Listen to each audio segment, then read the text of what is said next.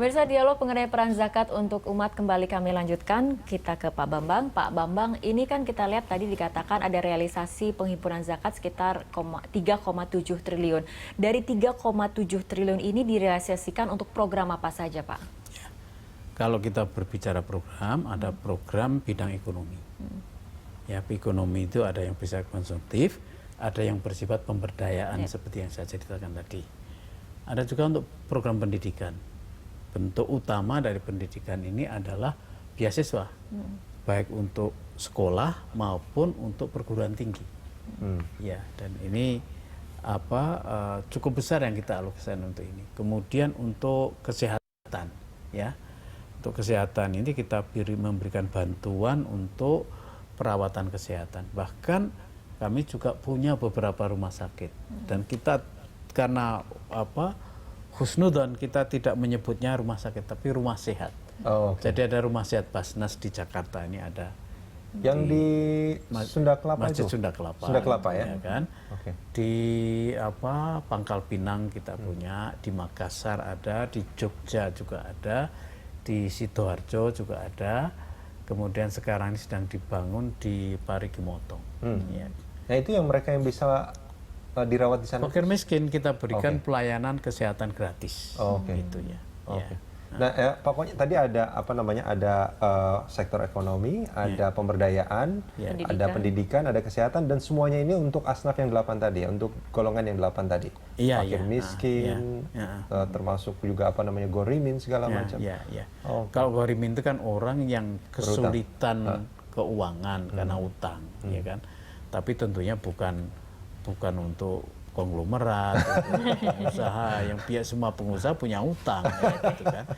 Ini adalah karena utang yang sifatnya konsumtif biasanya. Ya.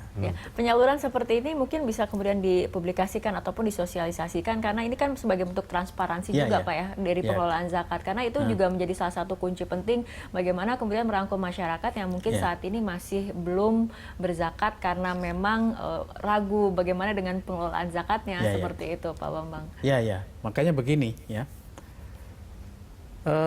Basnas dan LAS ini, ya ini mimpi saya ya. Memang harus betul-betul menjadi badan amil zakat yang kredibel, ya. Dan harus dikembangkan menjadi lembaga keuangan syariah, ya. Yang mimpi saya ini kembali lagi ya, belum terrealisir ya. Diperiksa, disupervisi oleh OJK. Nah, memang ada permasalahannya ini. OJK itu kan memungut, ada iuran OJK. Padahal zakat itu kan tidak ada dalam asnaf itu kan innamas shadaqata lil fuqara'i wal masakin, kemudian itu wal OJK itu enggak ada. Jadi memang harus diatur bagaimana caranya supaya ini uang zakat ini kemudian ditaruh oleh OJK. Mungkin ini menjadi nanti tapi OJK itu mustahil juga loh Pak Bambang. Obligation ya. Ya OJK itu mustahil juga. Lembaga yang berhak menerima pungutan.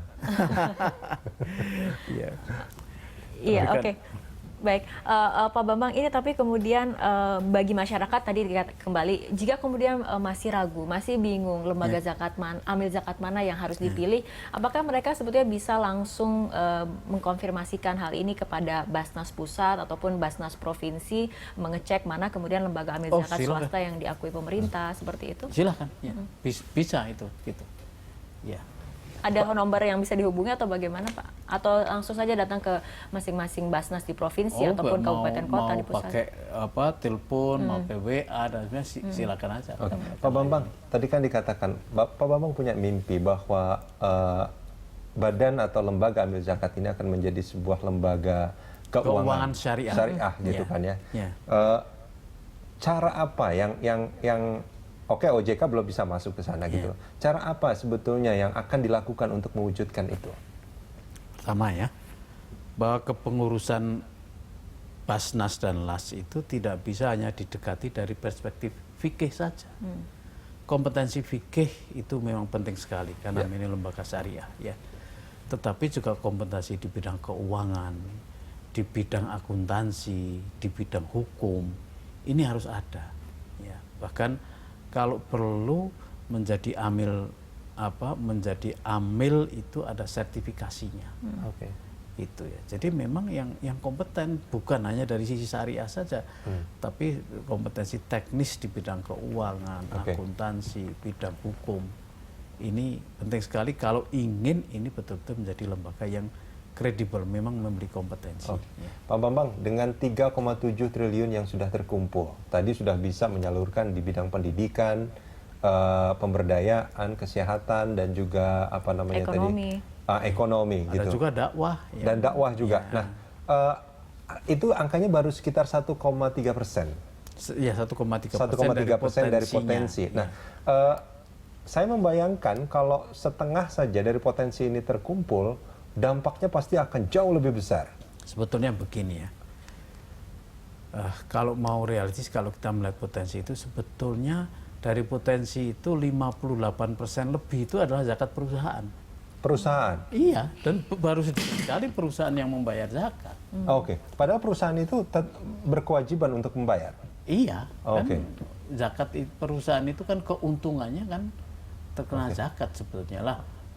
Perusahaan biasanya baru perusahaan-perusahaan keuangan syariah pada umumnya yang sudah membayar zakat. Meskipun ada juga perusahaan sektor real yang membayar zakat, dan terbukti yang membayar zakat itu perusahaannya berkembang sangat bagus. Saya beri contoh konkret ya. Itu yang memproduksi Wardah kosmetik itu. Ya, itu membayar zakatnya bukan 2,5% dari keuntungannya. 10%. Dari keuntungan? Dari keuntungan. Dan apa yang terjadi? Pertumbuhannya, omsetnya luar biasa, cepat sekali. Jadi nanti Rara mungkin mau pakai juga Wardah ini ya. Nah, Pak Bambang, artinya gini. Artinya apa ini? Ya memang saya harus mengkampanye dan mengapresiasi ya. Uswatun hasanah ya, best practices yang kemudian memang terbukti membayar zakat itu sesuai dengan janjinya kan, menyucikan, membersihkan, dan juga berkembang. Jadi tidak zakat pernah itu ada kan yang miskin punya gara-gara zakat, pengertian suci, ya, tapi juga pengertian berkembang. Gitu. Nah, Pak Bambang, itu dia maksud pertanyaan saya. Bagaimana, adakah upaya-upaya yang bisa dilakukan oleh Basnas ataupun Lasnas dalam koordinasi mereka untuk lebih meningkatkan supaya bukan meningkatkan potensinya, tapi bagaimana potensi ini menjadi betul-betul real, bisa diterima dan bisa direalisasikan kepada masyarakat nantinya. Ada nggak upaya-upaya untuk itu, Pak? Upaya-upaya itu tentu terus satu kampanye. Ya.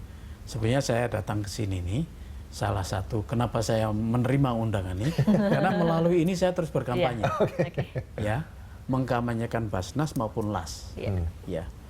Bahwa sebaiknya menyalurkan zakatnya melalui lembaga resmi. Itu supaya bisa dijadikan instrumen, kayak gitu ya. Tidak hanya untuk kebutuhan konsumtif nantinya, tapi kemudian tadi di bidang kesehatan, pendidikan. Apa yang dilakukan Presiden itu, dampak syiarnya kan luar biasa itu. Ya. Lah ini butuh waktu memang. Saya kira kalau ini terus kita bekerja keras terus seperti itu, suatu saat memang potensi itu 50% sajalah itu sudah akan luar biasa bagus ya. Dan mampu nggak mengurangi angka sekitar 11% kemiskinan yang ada di Indonesia? Saya kira iya bisa. Karena penelitian menunjukkan bahwa pengentasan kemiskinan menggunakan dana zakat itu lebih cepat ya, hampir 2 tahun lebih cepat daripada kalau menggunakan dana APBN. Ya. Dengan 1% ini saja, tapi sebetulnya sudah bisa berbuat banyak seperti itu ya Pak ya? Betul ya. Baik, ya kita harapkan diskusi kali ini memang menjadi inspirasi agar kemudian masyarakat yang masih belum berzakat segera berzakat, tidak ragu lagi untuk memilih mana Badan Zakat Nasional ataupun lembaga amil zakat. Pokoknya kalau mau hidup berkah, berkecukupan, dan rezekinya dilipat gandakan oleh Allah sesuai janji Allah, memberikan pinjaman yang baik kepada Allah, qardhan hasanan ya, dan akan dilipat gandakan itu janji Allah pasti benernya ya kan. Bayar zakat, infak, dan sedekah. Dan itu sekarang sudah nggak dipersulit lagi Pak ya, bisa lewat ATM, terus bisa lewat ATM, bisa dicek di langsung, online juga, bisa dicek di pusat perbelanjaan juga sekarang sudah banyak kemudian booth. Banyak itu selama Ramadan ini pusat-pusat perbelanjaan kita buka. Baik, baik, terima kasih Pak Bambang telah berbincang bersama kami dalam Lunch Talk. Selamat siang. Dan pemirsa, demikianlah dialog Lunch Talk hari ini. Anda bisa mengirimkan informasi dan saran kepada kami lewat email di news@berita1.tv atau follow kami via Twitter, Facebook, dan juga YouTube. Nantikan Lunch Talk setiap hari pukul 13 sampai 14 waktu Indonesia Barat. Terima kasih. Sampai jumpa.